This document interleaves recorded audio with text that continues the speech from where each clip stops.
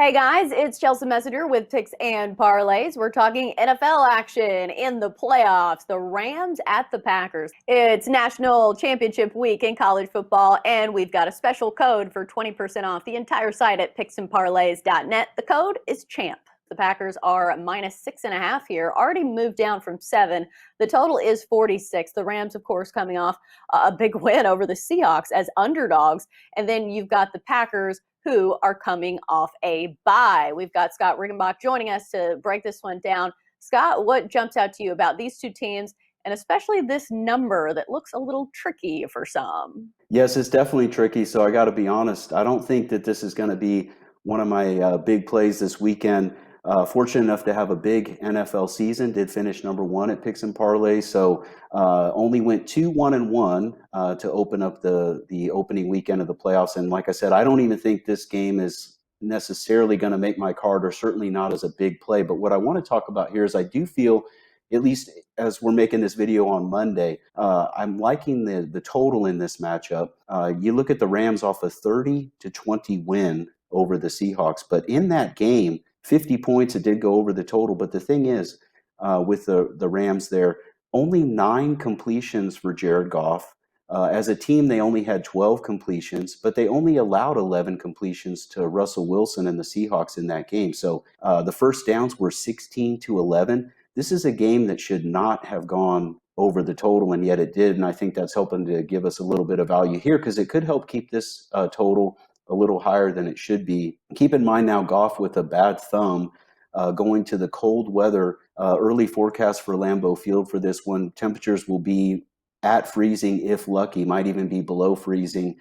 That's not fun when you've got a hand injury, that's for sure. And I expect the Rams to therefore try to focus on their ground game. And the thing that people don't realize, you hear a lot of talk about the Rams defense, and you should. It's a fantastic defense, amazing defensive line.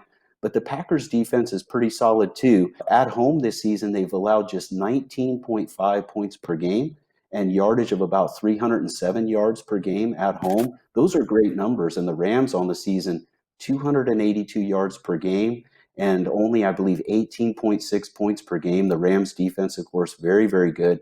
And the under in the Rams' last 13 games in the regular season, 11 unders and 2 overs. And by the way, if you're one of those people that had the under in their wild card game, you got burned. You should have won that pick on the under. Again, just craziness that game found a way over the total when you look at it from a statistical standpoint.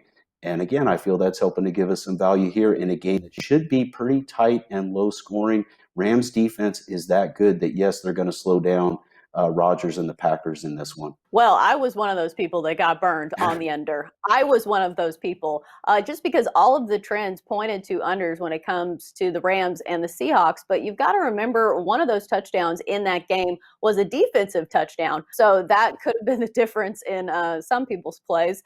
I think it's a little different going against Aaron Rodgers here. Russell Wilson looked just absolutely terrible, although they got after him. And they got after him early. I think they had 5 sacks in that game. So I think one of the key matchups to watch here is going to be the offensive line of the Packers against this defensive line against the Rams. It's been an absolute tear. Second in the league in sacks this season. And then you've got the Packers offensive line that's actually been pretty solid. I believe they're third in fewest sacks allowed. So I think it's going to be an issue of who wins the battle in the trenches for that one. There's so many good offensive weapons when you talk about the Packers. Yeah, they might put some pressure on Aaron Rodgers, but they also have a really good ground game with Aaron Jones. There's a lot of Aarons in this game. Yes, for sure. Excuse me. And then you've got a lot of good matchups here that I've written down. Jalen Ramsey going against Devontae Adams should be another good one. So this is a really tricky one, but I was leaning on taking the Packers. But when you're expecting a low-scoring game, I might have to sweat that one just because that's a big spread for a low number, right? Definitely. And that's why, again, early on here in the week, as we're making this video, I've got to just look at the total in this one and lean toward the under, because it's hard for me. I guess if I was pressed to make a play, and especially with this line now heading towards 6.5, it looks like I would probably go with the Packers at home in this matchup. But like you said, it's tough to do that. We've got a low total we're working with here, a very good Rams defense. So it's a little bit tough to do that. I think the best value, especially at this point in the week, early in the week, is the under in this matchup. And another thing to watch too, the weather can change in a hurry in Wisconsin. We're looking at a long range forecast right now. So if the weather gets rougher toward the weekend, keep that in mind and make sure you get your bet in early because that total will drop if there's going to be a lot of wind or a lot of snow. So if you're going to play the under, just keep an eye on that weather too. So Yeah, what I would, I think the Rams can keep it close if they can keep their run game going. Cam Akers actually had a good one, 131 yards rushing last game. If they can slow down the tempo this game and keep the ball out of Aaron Rodgers' hands, they can maybe keep it close, kind of like we saw in the Bills and Colts game. Maybe they have a chance and a really good chance of covering this number. Anything else you would look at before placing a wager here? That's a key. What you just mentioned is the ball control aspect, and I think both teams are going to want to try to do that because they're going to want to try to establish their ground game and control the clock and control the tempo that way and keep their own defense off the field by keeping their offense out there, maybe with some sustained drives. They're going to be willing to go for 3 yards in a cloud of dust, those types of plays. So I think we're going to see a bit of a grinder here. But again, I would watch that forecast really close. We're looking 6 days out right now at that weather forecast, and it's a pretty decent forecast right now.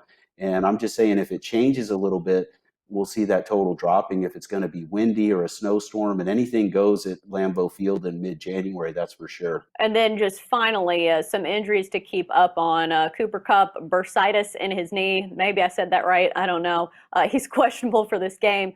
John Walford, the backup quarterback, questionable. And Aaron Donald has a minor rib injury, but he should play in this one as of taping. But that's going to do it for NFL Talk here on Picks and Parlays.